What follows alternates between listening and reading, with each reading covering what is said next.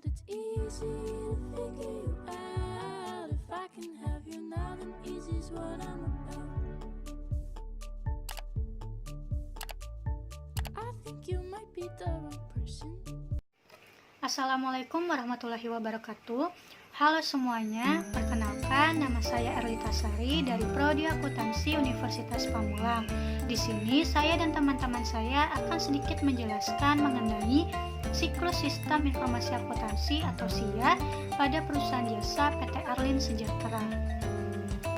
Nah, mengenai pengertian perusahaan jasa itu sendiri, yaitu suatu usaha yang mempunyai aktivitas produksi produk yang tidak berwujud, atau jasa yang memiliki tujuan untuk memperoleh keuntungan atau laba, atau dapat juga diartikan sebagai perusahaan yang menjual jasa yang diproduksinya yang mempunyai tujuan untuk memenuhi kebutuhan dari konsumen dan memperoleh keuntungan. Adapun karakteristik perusahaan jasa ada 5. Yang pertama yaitu kegiatan utamanya adalah menjual jasa. Sebuah perusahaan jasa tidak membuat produk dalam perusahaannya, namun sebuah perusahaan jasa menawarkan sebuah bentuk layanan yang dapat bermanfaat dan dibutuhkan oleh konsumen. Yang kedua, tidak menyediakan produk dalam bentuk fisik. Perusahaan jasa tidak membuat produk dalam bentuk fisik ataupun dalam bentuk barang. Namun, meskipun perusahaan jasa tidak memiliki produk yang dapat dilihat, tetapi manfaatnya dapat dirasakan oleh konsumen. Nah, yang ketiga, hasil produk jasa tidak dapat disamakan. Jika kalian menjual produk nyata di mana barang yang dijual di antara konsumen akan memiliki bentuk dan hasil yang sama, namun lain halnya pada entitas bisnis jasa di mana hasil layanan yang diterima oleh masing-masing konsumen dapat berbeda dengan konsumen lainnya.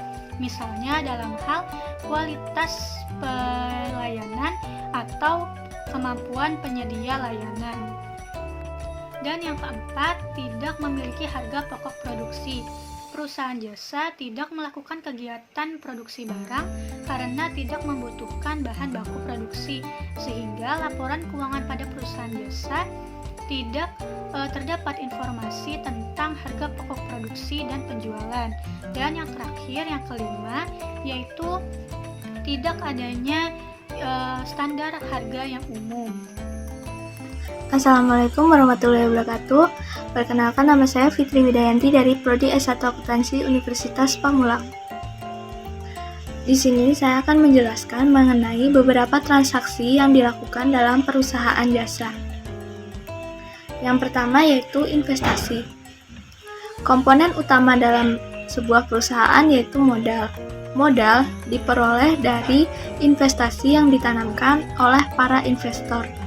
Investasi berkorelasi dengan skala usaha yang akan dibuka. Jika skala usaha besar, maka nilai investasi yang diperlukan besar. Tapi jika skala usaha kecil, untuk nilai investasinya bisa diminimalisasi. Misalnya itu perusahaan laundry, kebanyakan dari mereka lebih memilih membuka usaha di wilayah perkotaan, di mana dinamika penduduknya sangat banyak, maka perlu mempertimbangkan membuka usaha dalam skala yang besar. Dan dapat disimpulkan pula untuk investasi di perusahaan ini memerlukan jumlah yang tinggi. Maka diperlukan pula pencatatan atau pembukuan yang benar, yang hal ini berkaitan dengan hasil yang akan menjadi hak para investor dalam perusahaan tersebut. Yang kedua yaitu pembelian. Perusahaan perlu melakukan pembelian peralatan dan perlengkapan kerja. Hal ini bertujuan agar kegiatan operasional perusahaan berjalan efektif dan efisien. Dengan cara seperti ini, pembeli akan merasa mendapat pelayanan yang baik dan memuaskan dari perusahaan kita. Yang ketiga yaitu pendapatan. Dalam setiap perusahaan pasti ingin memperoleh pendapatan dan keuntungan yang semaksimal mungkin. Untuk mencapai tujuan tersebut, perusahaan perlu menyediakan jasa terbaik bagi para konsumennya. Pendapatan tersebut akan digunakan untuk kebutuhan operasional perusahaan. Yang keempat yaitu pembayaran. Ada beberapa beban yang harus dibayarkan oleh perusahaan, mulai dari listrik, telepon, internet, hingga tenaga kerja. Jika salah satu di antaranya tidak dibayarkan, maka akan mengganggu seluruh aktivitas perusahaan dan pada akhirnya akan mempengaruhi kualitas layanan yang akan diberikan kepada konsumen. Yang kelima yaitu penerimaan piutang. Penjualan jasa yang dilakukan oleh perusahaan menimbulkan pemasukan. Pemasukan tersebut tidak hanya pada saat pembeli membayar, tapi juga dalam bentuk piutang. Salah satu contoh piutang yaitu penggunaan kartu kredit. Assalamualaikum warahmatullahi wabarakatuh. Perkenalkan, nama saya Ima Rahmayanti dari Prodi S1 Akuntansi Universitas Pamulang. Di sini saya akan melanjutkan pembahasan mengenai perusahaan jasa. Adapun jenis perusahaan jasa yang pertama yaitu perusahaan jasa penggadaian. Dalam sebuah perusahaan jasa, penggadaian merupakan suatu jasa yang bergerak di bidang jasa keuangan. Penggadaian cukup diminati oleh masyarakat, mulai dari kalangan atas sampai dengan kalangan bawah. Yang kedua yaitu perusahaan jasa transportasi. Salah satu jenis yang terdapat dalam perusahaan jasa adalah jasa transportasi. Jasa transportasi ini merupakan salah satu sarana yang tidak bisa dipisahkan dari kehidupan masyarakat luas. Kenapa? Karena kegiatan manusia yang mengharuskannya berpindah tempat. Tentu saja sangat membutuhkan alat transportasi. Alat transportasi yang disediakan pun terdiri dari transportasi darat, laut, dan udara. Yang ketiga yaitu perusahaan jasa medis dan kesehatan. Perusahaan jasa ini bergerak pada bidang kesehatan yang mana menawarkan pelayanan jasa kesehatan. Pelayanan yang diberikan bisa berupa kemampuan pengobatan, fasilitas, dan lain sebagainya. Yang keempat yaitu perusahaan jasa desain. Dalam sebuah pelayanan jasa yang mengandalkan kemampuan ini sangat bervariasi jenisnya. Jenis perusahaan ini bisa berhubungan dengan fashion, rumah tinggal, pemasaran, dan lain-lain. Nah, yang kelima yaitu perusahaan jasa pendidikan. Selain di instansi resmi milik pemerintah, belajar dapat dilakukan di mana saja. Belajar juga tak melulu soal pelajaran ilmiah, tetapi juga bisa dikategorikan sebagai belajar untuk menguasai kemampuan. Adapun pengertian sistem informasi akuntansi yaitu suatu komponen organisasi yang mengumpulkan, mengklasifikasikan, mengolah, menganalisa, dan mengkomunikasikan informasi finansial dan pengambilan keputusan yang relevan kepada pihak ekstern dan intern. Adapun peran sistem informasi akuntansi. Sistem informasi suatu perusahaan memainkan peranan penting dalam membantu perusahaan mengadopsi dan mempertahankan posisi strategis, mencapai kesesuaian yang baik antara aktivitas membutuhkan mengumpulkan data tiap aktivitas.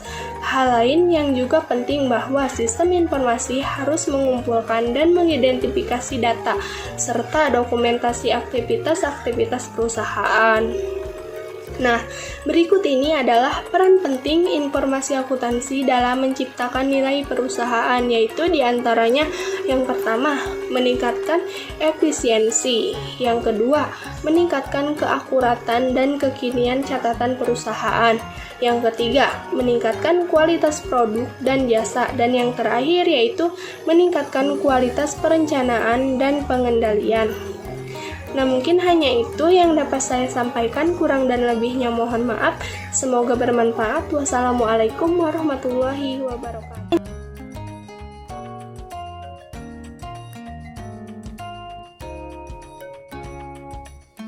Yang pertama, siklus pendapatan.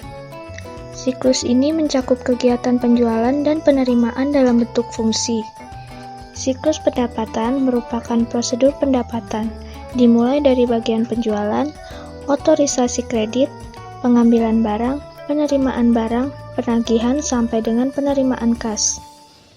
Tujuan yang akan dicapai dalam perusahaan dalam pelaksanaan siklus pendapatan ini adalah: yang pertama, mencatat permintaan penjualan secara tepat dan akurat. Yang kedua, memverifikasi kelayakan kredit konsumen. Yang ketiga, mengirimkan barang atau memberikan jasa tepat waktu sesuai dengan perjanjian. Dan yang terakhir, melakukan penagihan kepada konsumen pada waktu yang tepat. Berikut merupakan gambar flowchart siklus pendapatan. Yang kedua yaitu siklus pengeluaran. Siklus ini mencakup kegiatan pembelian dan pembayaran dalam bentuk uang tunai. Siklus pengeluaran diperlukan untuk setiap perusahaan karena mempunyai tujuan sebagai berikut. Yang pertama, menjamin barang dan jasa yang dipesan sesuai dengan yang dibutuhkan. Yang kedua, menerima barang dalam kondisi baik. Yang ketiga, mengamankan barang hingga dibutuhkan. Yang keempat, menentukan faktur yang berkaitan dengan barang dan jasa dengan benar. Yang kelima, mencatat dan mengklasifikasikan pengeluaran dengan tepat. Yang keenam, mengirimkan uang ke pemasok yang tepat. Yang ketujuh, menjamin semua pengeluaran kas berkaitan dengan pengeluaran yang diizinkan. Yang terakhir yaitu mencatat dan mengklasifikasikan pengeluaran kas dengan tepat dan akurat. Berikut merupakan gambar flowchart dari siklus pengeluaran. Nah, yang ketiga, siklus produksi, yaitu mencakup kegiatan mengubah bahan mentah menjadi produk jadi. Siklus produksi ini tidak termasuk harga pokok penjualan. Ada 4 aktivitas dasar siklus produksi, yaitu perancangan produk, perencanaan dan penjadwalan, operasi produksi, dan yang terakhir akuntansi biaya.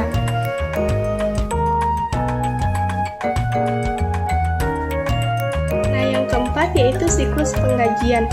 Menurut Romney dan Steinberg, yang merupakan ahli sistem informasi akuntansi, siklus penggajian adalah rangkaian aktivitas bisnis berulang dan pemrosesan data terkait yang berhubungan dengan pengelolaan pegawai di tempat kerja secara efektif. Nah, berikut ini adalah gambar dari flowchart siklus penggajian.